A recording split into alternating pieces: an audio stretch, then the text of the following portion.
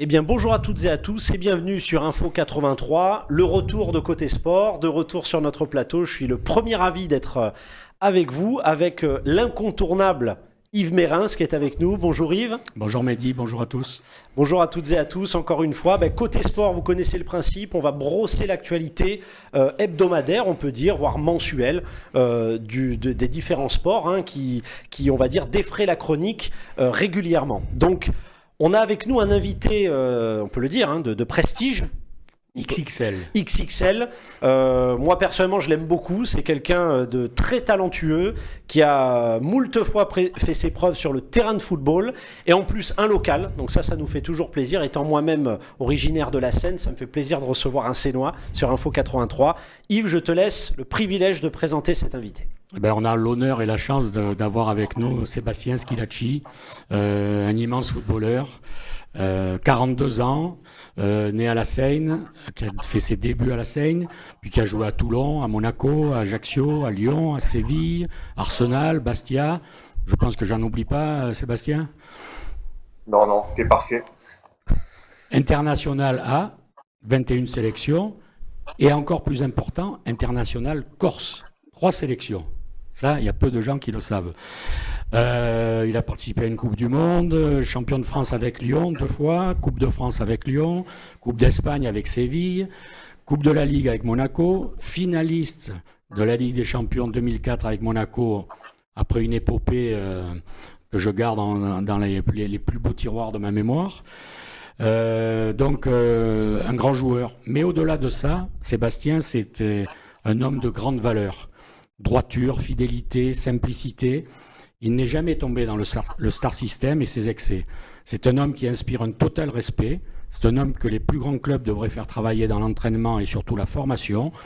Et c'est une référence dans la transmission. Et je souhaite que beaucoup de gamins croisent un jour sa route. Écoute, tout est dit, Sébastien. T'as la pression là, du coup, hein? Ouais, ça me touche. Bon, je connais Yves depuis un petit moment et ça me touche tout ce qu'il a dit. Et merci beaucoup Yves pour cette présentation qui me touche énormément.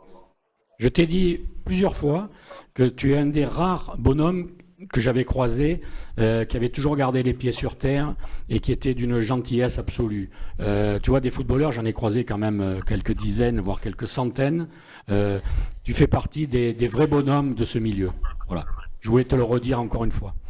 Alors on peut dire l'actualité s'y prête, moi j'en profite pour faire la petite aparté, pour souligner que Sébastien est le parrain historique du match caritatif dont on a eu l'occasion de recevoir les protagonistes, et je suis bien placé pour en parler puisque j'ai la chance de l'organiser depuis 2 ans. Et Seb, on peut le dire, c'est une figure vraiment de partage, quelqu'un qui respire je le redis, l'humilité, la gentillesse. Et là, on va essayer pour contrebalancer tout de suite. On va commencer une medias res avec du football. Comme ça, j'aimerais bien entendre les commentaires peut-être acerbes de Sébastien. On sait jamais. Moi, je veux voir l'œil critique du professionnel. Alors, on va commencer tout de suite avec l'actualité. Donc, football. Alors, j'ai envie de dire, Yves, le derby, PSG-OM. Qu'est-ce que tu en as pensé? Ce qu'on appelle maintenant le classico. Le classico, absolument. Bon. Je sors de là un peu frustré parce que, vous connaissez mon amour pour l'OM et mon peu d'amour pour le PSG, mais bon, je trouve qu'ils ont perdu un peu bêtement hier soir, 1-0 sur un ballon perdu par Harit dans le rond central. 2 passes plus loin, Neymar a donné l'avantage et puis on en est resté là. Donc je suis un peu frustré parce que j'ai trouvé, le gardien de l'OM a fait quelques beaux arrêts, donc ça veut dire que les attaquants parisiens étaient bien présents, mais ça me laisse un petit goût amer et je vous dirai pourquoi, mais d'abord je veux savoir un peu ce qu'en pense Sébastien. Absolument, alors toi Seb, ce derby, l'œil du professionnel, qu'est-ce que tu en as pensé? Non, après, comme Yves, en tant que sudiste, c'est sûr que voilà, je reste supporter de De Marseille, l'OM. mais bon, sur ce match-là, je pense que quand même Paris mérite sa victoire vu au nombre d'occasions. Et après, c'est vrai que ce qui est frustrant, c'est que de prendre un but, je crois que c'est la 45e à peu près, Oui, sur une contre-attaque, ils défendent à 2 contre 3 Parisiens. Je crois qu'il y a 2 actions, 2 fois, une fois un 3 contre 4 et une fois un 3 contre 2. À l'extérieur, c'est vrai que ça doit pas arriver à ce niveau-là. Je me dis, surtout quand on a devant Neymar, Mbappé et Messi, Voilà, c'est compliqué. Je veux bien que Marseille soit ambitieux dans le jeu, mais je trouve que voilà, contre des équipes comme ça, avec un tel talent offensif, c'est compliqué. Parce que dans l'ensemble du match, après, c'est vrai que Paris a eu le plus d'occasions. Même si Marseille s'en est créé quelques-unes, n'a pas su les mettre au fond. Mais bon, sur l'ensemble du match, encore une fois, je pense que cette victoire est méritée. Maintenant, voilà, c'est pas, je dirais, par rapport au classico des années précédentes, on sent que ben, l'écart est plus réduit et la marge de manœuvre est plus étroite, je dirais. En sachant que Paris, pour moi, offensivement, a pas fait un grand match. Je veux dire, on n'a pas vu parce que Marseille a été, c'est vrai que défensivement, que ce soit Messi, Neymar et Mbappé ont été bien muselés, mais j'ai pas vu un grand Mbappé hier soir, un grand Neymar et un grand Messi. Par contre, ton expertise d'ancien arrière central, bon, je sais que maintenant dans le football moderne, les latéraux, ce sont des ailiers, donc Klose et Nuno, comment il s'appelle le nôtre, Tavares. Donc c'est des ailiers, mais quand je vois que Bemba c'est presque le meilleur attaquant de l'OM et que Bailly il s'est claqué au poteau de corner en attaque, je me dis c'est soit de l'ambition, soit du déséquilibre, non quand même. Ouais, c'est ce dont je parle. Après, je pense que c'est les consignes du coach. Parce qu'on voit tous les trois défenseurs centraux participent vraiment au jeu et finissent leur action, finissent dans la surface. Comme tu l'as dit, je suis d'accord avec toi. Donc, c'est ce que je dis. Je pense qu'à un moment donné, sur des matchs de Ligue 1 avec des adversaires, je veux dire, plus faibles, ça peut passer. Mais moi, je pense que contre des grosses équipes avec des attaquants qui sont capables de faire des différences à tout moment, rester déjà un contre un derrière, c'est compliqué. Mais en plus, rester en infériorité numérique, alors là, je pense que c'est se tirer une balle dans le pied, quoi.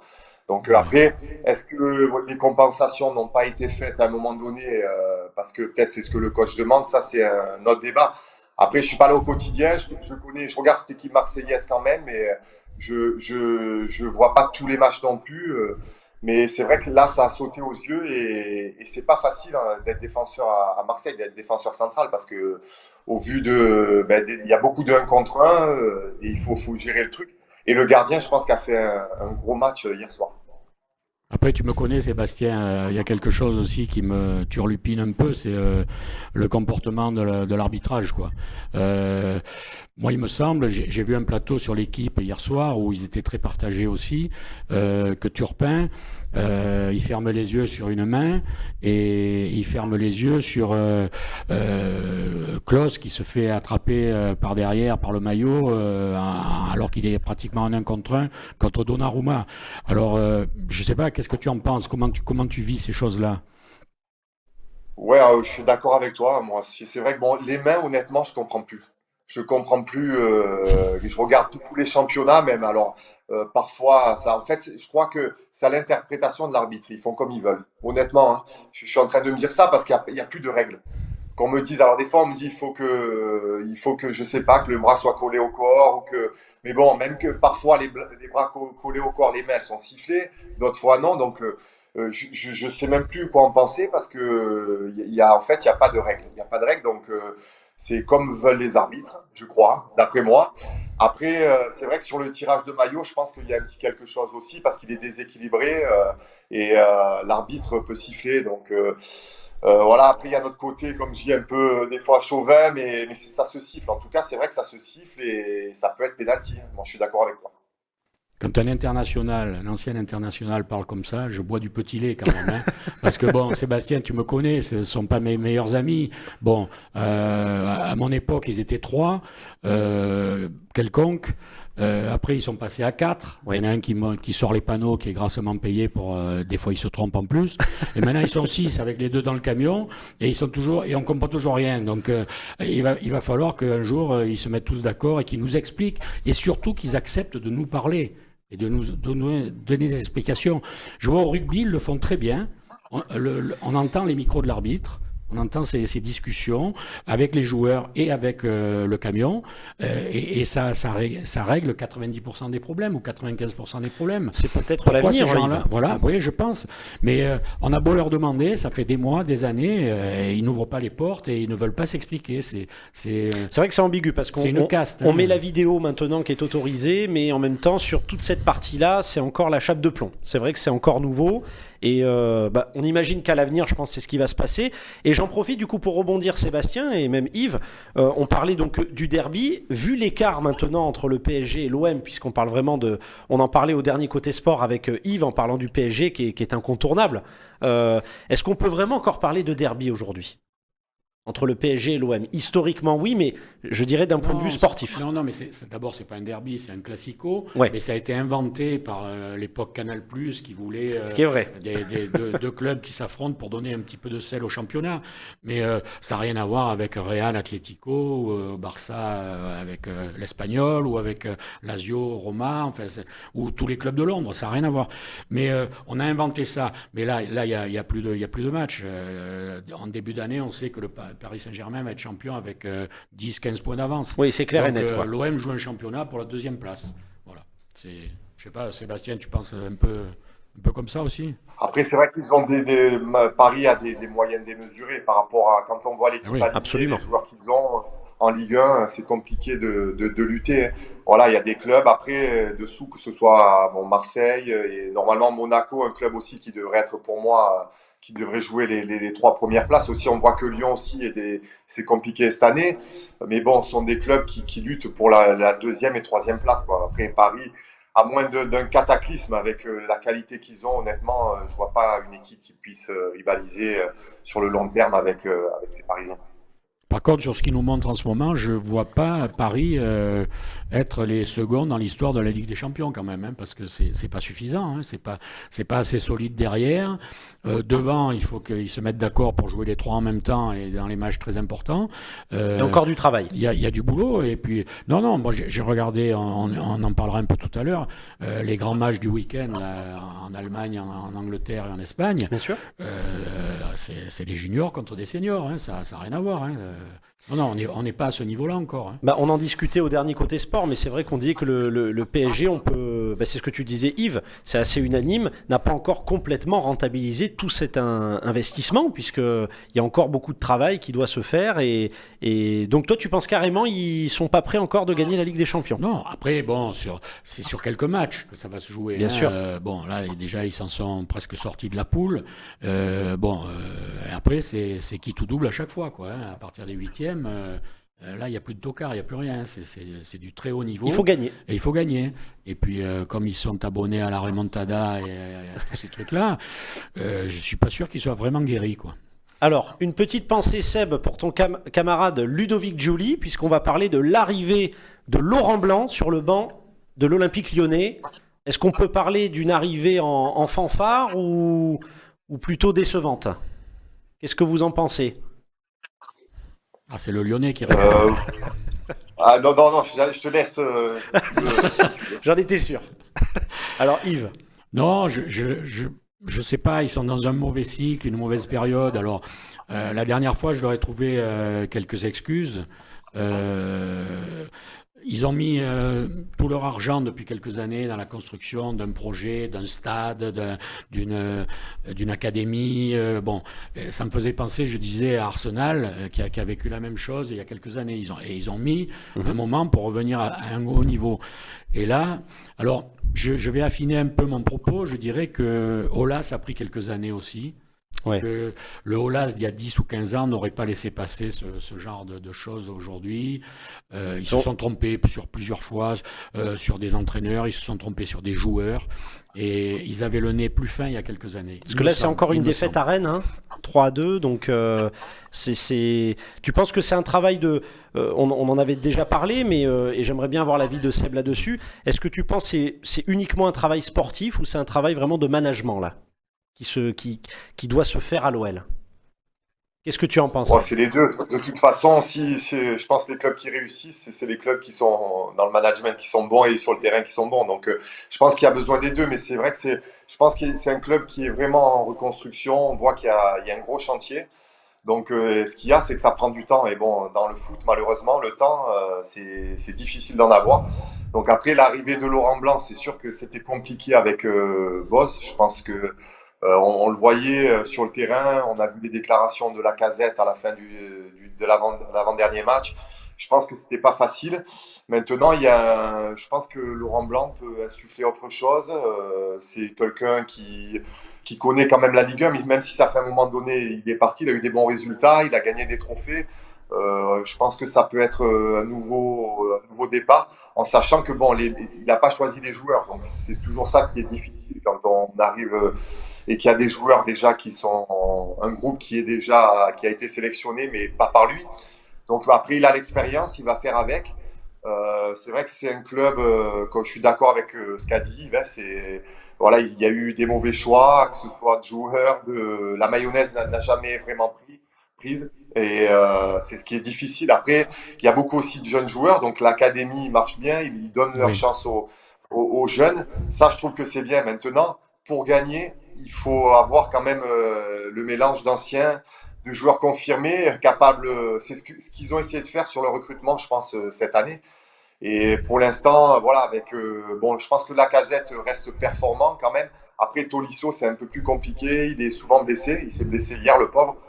Et voilà, il y a quelques joueurs, des joueurs comme Boateng qui ont pas mené encore ce qu'ils auraient dû amener, parce que ce sont des top joueurs. Ça a été un top joueur, mais là à Lyon, voilà, il amène pas c'est pas le leader qu'on aimerait voir sur le terrain. Et on voit défensivement déjà, c'est compliqué pour eux. Je pense qu'ils ont raté le coup cette année sur un défenseur central. Je pense que le problème il est là.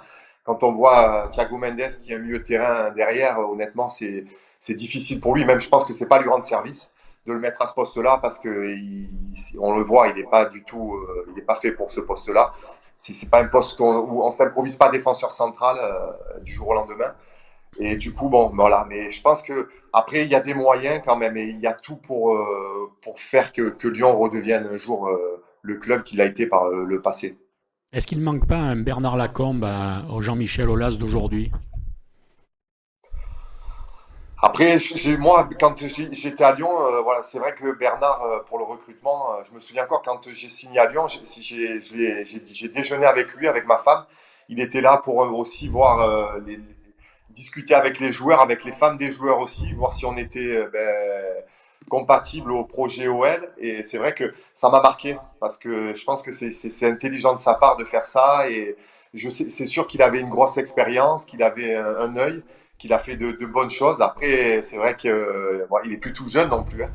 Donc, à un moment donné, je pense qu'il en a eu marre. C'est des métiers quand même qui prennent beaucoup de temps. Et c'est vrai que, voilà, après, il y a Bruno, que je connais aussi chez Roux, aussi, qui a quand même du réseau, qui est là aussi depuis quelques années. Mais pareil, pour l'instant, voilà, il a fait des choix. Est-ce que ce sont les bons? Pour l'instant, non, mais j'attends de voir, et j'espère parce que c'est pas lui aussi le coach il vient d'arriver lui aussi. Je crois que ça fait 2 ans qu'il est là, Bruno.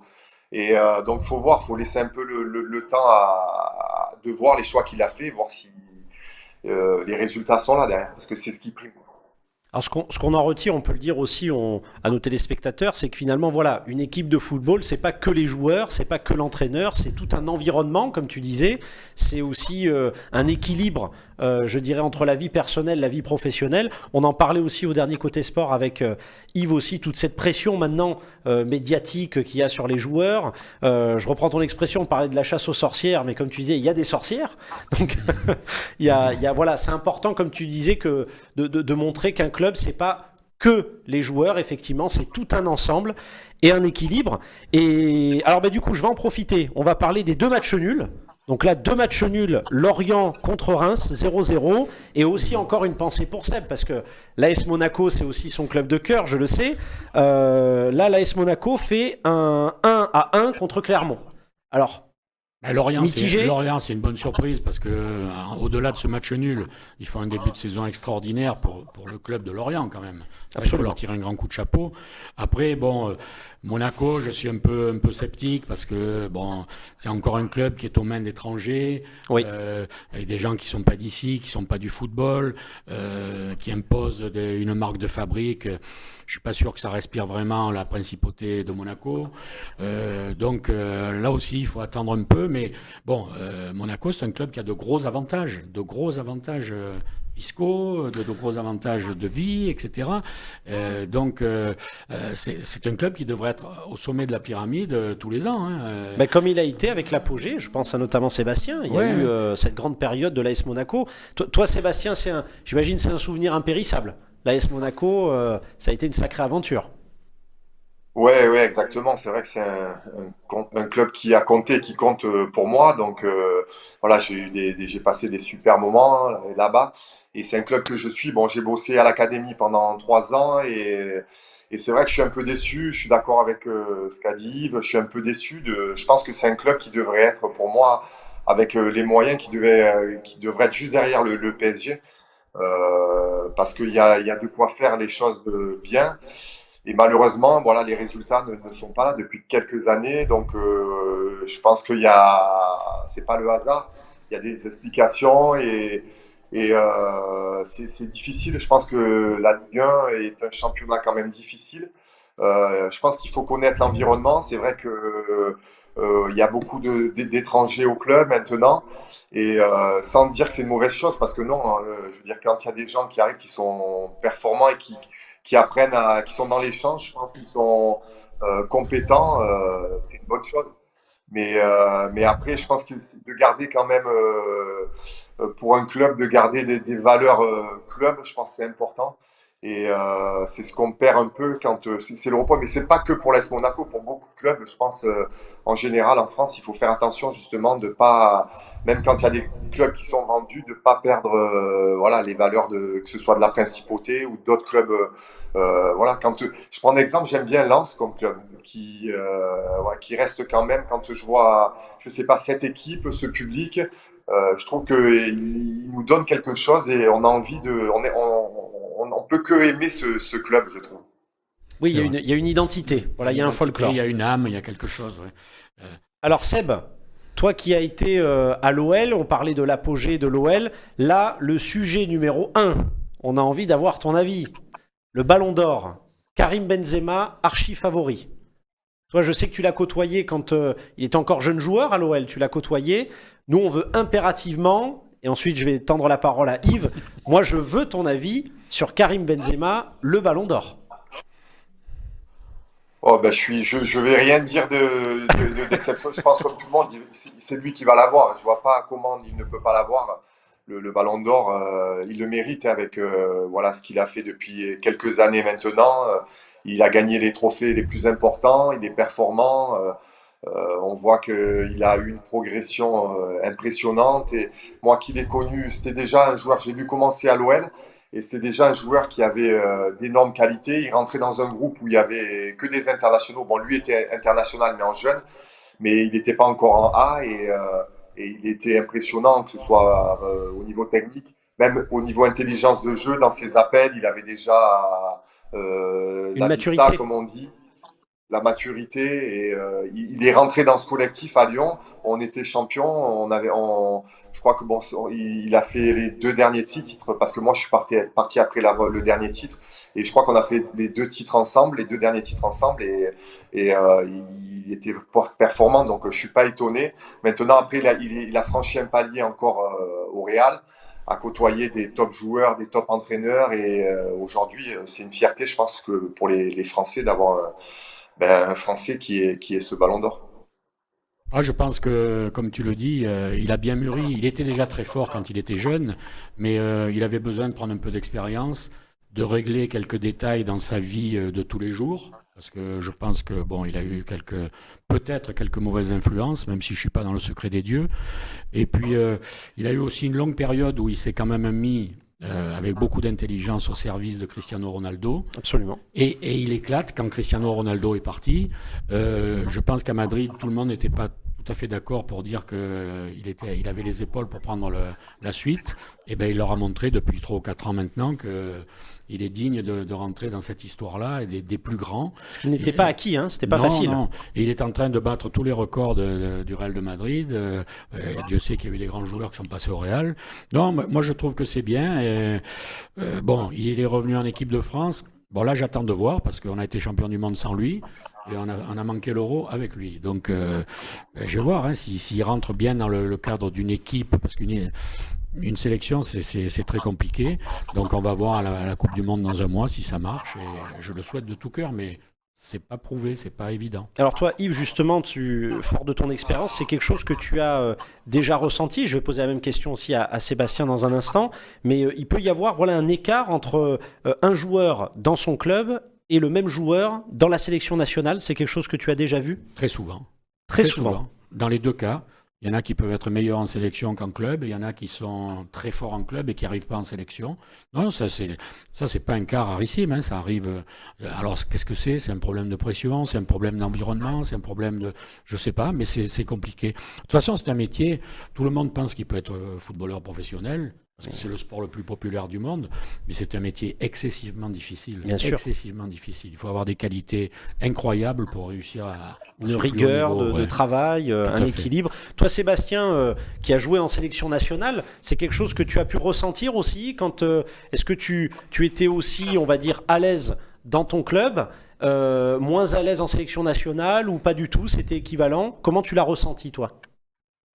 Ouais, pour moi, je suis d'accord avec ce qu'a dit Yves, c'est la sélection, l'équipe de France, c'est le plus haut niveau. Je veux dire, d'être en sélection, on le sent, que ce soit l'environnement, je dirais, la pression médiatique ou le niveau sur le terrain, voilà ce qui se fait de mieux. Quand on joue, j'ai eu la chance de participer à un Euro et à une Coupe du Monde, et voilà, c'est compliqué. Donc c'est vrai, comme l'a dit, il y a beaucoup de joueurs, même on le voit avec Karim, hein, pour l'instant, qui est même s'il y a du mieux, ça vient pas que de lui, parce que il y a peu de temps en fait. C'est ça qui est difficile en sélection, c'est qu'on a peu de temps pour préparer les compétitions, pour préparer les matchs. On se voit aller maximum 15 jours, voire souvent c'est 10 jours, ou parfois même une semaine. Donc le métier de sélectionneur déjà est difficile, parce qu'il faut réussir à trouver un groupe déjà, ce qui n'est pas facile, parce que quand il y a des grosses compétitions, il faut pouvoir vivre pendant un mois, plus d'un mois ensemble. Ça déjà, et une équipe qui est performante en peu de temps, qui trouve des automatismes. Alors même si on a les meilleurs joueurs, mais trouver des automatismes sans avoir de temps, c'est compliqué. C'est compliqué, donc le talent ne fait pas tout. Parce qu'après, il y a aussi, on peut parler aussi des égos de chacun. À ce niveau-là, on n'a que des top joueurs avec des gros que des cadors. Et ouais. Donc il faut gérer ça aussi. Et parfois, voilà, il peut y avoir des jalousies, il peut y avoir donc c'est au coach de réussir à manager tout ça. Et c'est pas évident. Et je pense que c'est pour ça qu'il y a des joueurs qui ont du mal parfois en sélection à trouver leur place. C'est vrai souvent ce qu'on a dit au sujet de Karim Benzema, où on voyait un écart parfois entre effectivement ses performances au Real Madrid incontestables, et justement sa participation en sélection nationale qui parfois était mitigée. Effectivement, ça me fait la transition, encore on parlait de Karim Benzema. Pour revenir à oui, ça, je t'en prie. Deschamps, il avait déjà trouvé ça un peu à Monaco. Quand il était entraîneur de Monaco avec Sébastien, il y avait beaucoup de complémentarité, de connivence entre les joueurs. Il y avait des endroits dans le terrain où ils se complétaient parfaitement, etc. C'était une équipe. C'est important ça. Et il retrouve ça un peu en sélection. Quand il a dit une fois, je prends pas les meilleurs, mais quand il prenait Giroud, absolument. Giroud, on est champion du monde avec un avant-centre qui met 0 but. C'est vrai. Comme en 98 avec Guy Varche. On est quand même le seul pays de toute l'histoire du football qui est 2 fois champion du monde avec un avant-centre à 0 but. C'est vrai. C'est incroyable quand même. Bon, mais il avait trouvé ça, c'est-à-dire que ce sont ceux d'à côté, comme en 98, qui ont mis les buts importants, qui se sont révélés, etc. Et donc c'est pas évident. Moi j'attends de voir pour savoir si Benzema, Mbappé, c'est meilleur que Mbappé, Giroud. Je suis pas persuadé. On verra parce que bon, ça va être Mbappé, Giroud, Mbappé, Benzema. Donc on va voir à l'usage. Mais j'attends de voir. Je suis très. J'allais dire que tu m'as encore fait la transition, parce que en parlant justement de clubs, on va parler de foot étranger, donc en Espagne, notamment là avec le Real de Madrid, qui est bien supérieur au Barça. Mais pourquoi tu m'as fait la transition? Parce que le Real Madrid a été longtemps un exemple de club où on a, comment dire, le club a beaucoup investi en ayant des grandes stars, mais ça fait pas tout. Des fois, on peut avoir des grands talents et ça a du mal à se marier ensemble. Là, par contre, on a un Real de Madrid, on peut dire, au sommet, hein. Ils ont retrouvé leur vrai niveau là. Oui, ils ont une vraie équipe. Bon, ça se passe bien. Là, ils viennent de mettre 3-1 au Barça, ce qui est jamais évident en Espagne. Donc là, moi, j'ai passé un week-end à zapper d'une chaîne à l'autre, à regarder un peu à droite à gauche, pour le grand plaisir de ma femme d'ailleurs. Mais j'ai vu le Real battre le Barça, j'ai vu Liverpool faire tomber City, et j'ai vu la renaissance du Bayern contre Fribourg, Absolument. 5-0, alors que Fribourg troisième quand même du championnat en Allemagne. Donc, mais là, je me disais, mais dimanche soir, je vais voir quoi? Un match de junior, un match de national, un match de quoi là? Parce que là, il y a quand même encore un gros écart de niveau entre ces championnats-là. Là aussi, c'est disparate. Ah ouais, franchement, ils sont. Là, on voit des joueurs. Là, bon, Sébastien, il a joué en Angleterre et en Espagne. Et Bien sûr. Je pense qu'il peut nous confirmer que on est encore un peu derrière quand même. J'en profite, Sébastien, justement, ton avis sur ces matchs en Ligue étrangère. Qu'est-ce que tu en as pensé? Sur les matchs, après j'ai pas eu, j'ai regardé, j'ai vu un peu le Liverpool, j'ai regardé Liverpool City, donc j'ai pas pu regarder Real Barça, Real mais bon, Barça. en tout cas on parle d'institutions là, on parle de clubs monstrueux. Le Real, ça fait déjà des années, ils sont toujours présents, ça roule, je dirais presque maintenant. Alors ils ont Absolument. connu quelques années, mais en fait ça dure pas. On regarde, je veux dire, ça dure aller 1 an, 2 ans max, le Real, mais derrière, ça fait partie, c'est dans le dernier carré de Champions League. Je pense que c'est des clubs qui sont, on parlait de management, ils sont au sommet de leur art. Et bon, pareil, quand on voit le Bayern, pareil, c'est une institution, c'est des clubs aussi qui sont bien gérés, c'est des grosses machines. Et pour parler, sans parler des championnats, c'est vrai que, bon, aussi on prend l'Angleterre, mais l'Angleterre, il y a des moyens énormes. Je crois que le dernier au championnat, Nottingham Forest, je crois que c'est qui est dernier en première ligue, il a un budget qui est énorme. C'est énorme. Ils ont fait, je crois, le plus gros mercato. Ils ont dépensé, je sais plus, pas combien de millions d'euros. C'est des sommes. Donc, pour dire quand même, l'argent, même si c'est pas tout pour gagner, mais bon, ça permet quand même d'avoir des joueurs, D'avoir des grosses équipes. Voilà, d'avoir des très bons joueurs, d'avoir des grosses équipes et je dirais, d'avoir un championnat un peu plus attrayant. Après, en Espagne, je pense que c'est une autre culture, c'est un autre championnat. On a les Cadors qui sont le Real, le Barça, l'Atlético. Séville, les deux Séville, même s'ils sont ils sont un peu plus en difficulté, quoi, surtout le FC en ce moment. Mais c'est un championnat, c'est vrai qu'il est un peu plus homogène en enlevant et il y a des équipes, c'est notre philosophie de jeu, des équipes qui aiment jouer, ressortir de derrière, même si on le voit de plus en plus en Ligue 1, mais je pense qu'ils sont encore derrière au niveau de l'intensité. Même si la Ligue 1, quand même, moi je suis impressionné quand même. Je pense que le niveau physique en Ligue 1 est quand même. On le voit parce qu'il y a des étrangers, quand ils viennent, des fois, ils s'attendent pas à ça. Et on voit même des joueurs qui étaient en première ligue. Quand je vois je sais plus, j'ai pas d'exemple là, mais par exemple Ross Barkley ou Ramsey, il était à la Juve, mais qui a connu la première ligue. Et je suis sûr que ce sont des joueurs, vous leur demandez au niveau physique, la Ligue 1, c'est costaud, quoi. On voit, il y a beaucoup d'efforts quand on prend les courses à haute intensité sur les premières équipes de Ligue 1. Je peux vous dire qu'il y en a quelques-unes, quoi. Il y a des kilomètres de fait, donc. Voilà, maintenant, petit à petit, est-ce qu'un jour on arrivera à ce niveau-là? Je sais pas. Parce Tu qu'il veux y a, réagir il y a là-dessus, là. Ouais, je voulais qu'il nous donne, parce que en parlant de Séville, ça m'a fait penser à une chose, puisqu'il a joué à Séville. Le FC Séville contre le Betis, c'est vraiment la folie. Oui.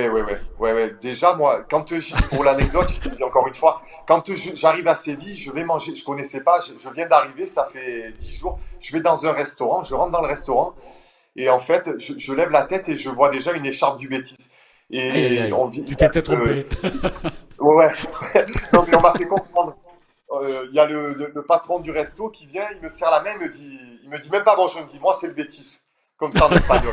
Alors, là d'entrée j'ai compris, j'ai dit bon, le match ça doit être quelque chose quand même. Donc après bon, j'ai très bien mangé, mais j'ai été très bien reçu à part ça. Et après oui, c'est vraiment, on sent vraiment une forte rivalité entre les deux clubs. Il y a un engouement parce que même pour moi, avec l'Atlético, le FC et le Betis, c'est les meilleurs publics d'Espagne. Honnêtement, c'est des stades où, en tout cas de mon époque, je dirais les stades Séville, c'est toujours plein. Même le Betis, pareil, qui était en dessous de ce qu'ils font en ce moment. Mais le stade est plein, ils sont chauds bouillants. C'est un peu comme dans le sud de la France, les clubs de Nice, Marseille, la Corse, ça ressemble un peu, des ambiances un peu très, très chaudes. Et il y a une vraie rivalité, donc c'était les matchs à ne pas perdre. Alors, tu nous parlais de Ligue 1 à l'instant, Sébastien. On va parler du 6e tour de la Coupe de France. Vous aurez compris, un Comté Sport où on met l'accent sur le football avec notre invité Sébastien Schilacci. Donc, est-ce qu'on peut dire, Yves, que le VAR a le vent en poupe pour la Coupe de France ? Pour un week-end, oui. Pour un week-end. C'est déjà bien.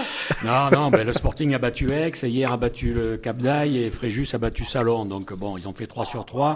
Donc un coup de chapeau, pour une fois ils le méritent. Donc on va rester positif. Maintenant, bon, on les attend tous en championnat parce que la vérité elle est là. Il faut qu'ils remontent à un niveau intéressant. On est toujours les naufragés du football dans le Var, n'oublions pas. Oui, pour toi ça reste ponctuel, mais il va falloir pérenniser tout ça. Mais c'est pas ça qui va nous faire retrouver le football de haut niveau dans le Var. Donc place au championnat et à l'envie de voir ça. Alors on va parler dans l'immédiat de rugby. Donc Sébastien, j'espère tu peux rester avec nous, Sébastien ? Oui, 5 minutes. Oui, bien sûr. Allez Sébastien, alors on va parler de rugby, là on va parler local, on va parler du RCT, donc 5e. Et là, bon, effectivement, là, face à La Rochelle, bon, c'est pas encore ça. C'était pas ça, encore un déplacement manqué, problème d'attitude, bon, ils ont été timides, bon, La Rochelle, eux, ils sont portés sur la meilleure des vagues, donc ça va bien pour eux. Ah, pour le coup, c'est eux qu'on le vend en poupe. Voilà, La Rochelle est nettement au-dessus. C'est le début du championnat, donc il n'y a pas le feu à la maison. Maintenant, Toulouse est quand même loin devant, écrase ce championnat, on dirait le Paris Saint-Germain du rugby. On peut dire le Toulouse et le PSG du rugby. Franchement, il y a une classe d'écart entre Toulouse et les autres, donc ça c'est important.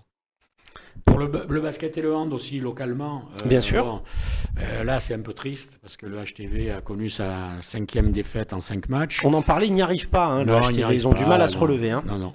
Et les filles du hand, pareil, 5 matchs, 5 défaites.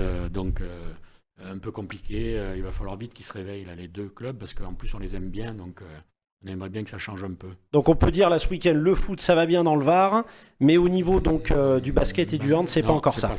Alors on va parler peut-être brièvement de moto avec Quartaro, sa petite chute. Il est tombé au mauvais moment, donc il est en train de perdre son titre de champion du monde. Il reste 2 grands prix, il a 14 points de retard.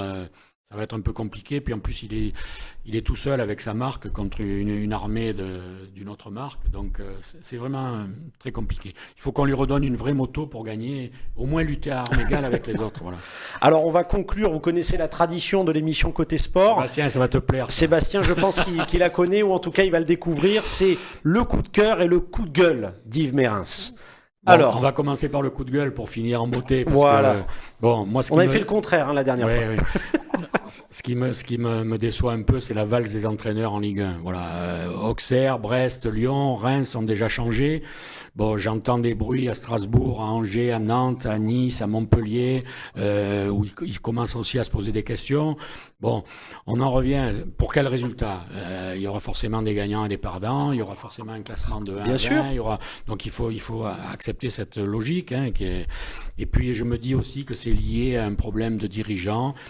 Je ne vais pas faire le vieux con ou le nostalgique, mais à l'époque, il y avait des dirigeants, il y avait des vrais présidents, il y avait des gens qui avaient une passion. Il y avait des figures. Il y avait des figures, mais des figures qui connaissaient et le ballon, leur ville et leur club. Voilà. Et aujourd'hui, avec tous ces gens économiques, de l'étranger, etc., j'ai l'impression qu'ils se permettent tout et notamment de faire beaucoup d'erreurs. Donc le financier peut-être un peu trop présent, tu penses, Yves ? Je pense, oui. Et puis en plus, on tourne le dos à nos histoires. Comme disait Sébastien, à Lens, ils n'ont pas tourné le dos à l'époque de Gervais Martel. Voilà, ils ont toujours les mêmes valeurs. Et pourtant, ça colle et ça marche. Et je pense que des grands clubs comme Marseille, comme Nice, comme Bordeaux, qui est descendu en 2e division avec une bande de rigolos à leur tête, je pense quand même qu'on devrait un peu tirer des leçons de tout ça. Voilà. Comme disait Sébastien, il en parlait justement avec Séville, on voit que le football, voilà, c'est aussi une identité, c'est une ville, c'est un environnement, donc c'est important aussi de le souligner. Et moi j'aimerais qu'on termine, Yves, avec ton coup de cœur, sur une note positive. Oui, c'est un coup de cœur général, c'est pour le basket français.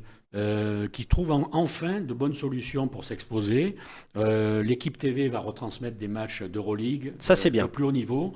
Il n'y a jamais eu 2 équipes de ce niveau-là en Europe, Monaco et Villeurbanne. C'est une première. Donc ça, c'est bien de pouvoir être témoin de ça. En plus, au micro, on a notre ami David Cosette qui a ouvert un hôtel-restaurant hier, qui commente et qui est une vraie personnalité et quelqu'un qui donne vraiment envie de regarder les matchs de basket.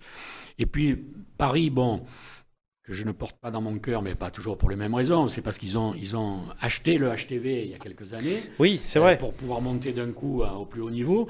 Mais ils ont eu quand même la bonne idée de faire un match ce week-end à Roland-Garros. Ils ont monté un parquet au milieu du central de Roland-Garros. C'est un joli mélange des genres, pour le coup. Voilà. Et ils ont fait un match Paris-Monaco. Monaco a gagné. Et il y avait 10 000 personnes. Donc ça fait une publicité extraordinaire. Donc on a une montée en puissance du basket français. Je trouve que c'est une bonne chose. Si le HTV pouvait s'en inspirer pour nous refaire vivre de belles soirées, ça serait bien. Oh, il n'y a pas de doute, à un moment donné, ils vont relever la tête. Et puis, puisqu'on est dans le coup de cœur, je voudrais quand même t'en adresser un personnellement pour ce fameux match caritatif que vous avez fait tous les deux avec Sébastien. Absolument, monsieur. Voilà, tant qu'il y aura de belles idées comme ça, on pourra croire dans le sport et dans la vraie vie. Merci infiniment, Yves. Je suis touché. Je voudrais laisser le mot de la fin à notre vedette d'aujourd'hui, qui est Sébastien Schilacci. Donc, outre aussi, moi j'en profite, je rebondis sur le propos d'Yves pour te remercier en ta qualité de parrain historique du match caritatif que l'on fait chaque année à la Seine-sur-Mer et qui a permis cette année de financer un fauteuil roulant pour la ville de la Seine. Voilà, encore une fois, outre de te remercier, j'aimerais te laisser le mot de la fin, Seb.